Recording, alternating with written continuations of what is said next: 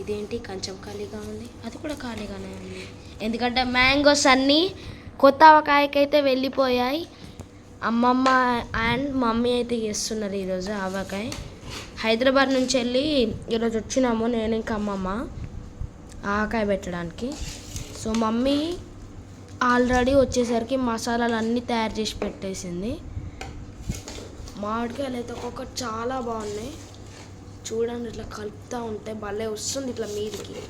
చూడండి వద్దు wow, satisfying కదా.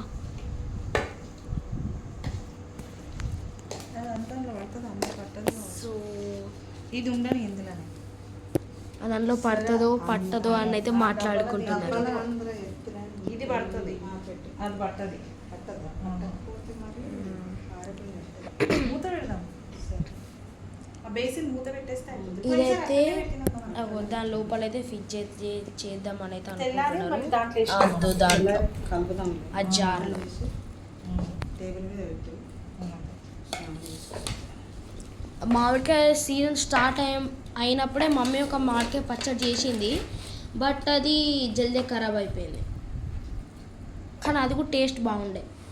ఓకే, ఇది జస్ట్ ప్రోమో మాత్రమే. రేపు మళ్ళీ చేసేటప్పుడు మళ్ళీ తీద్దాం వ్లాగ్. Bye guys.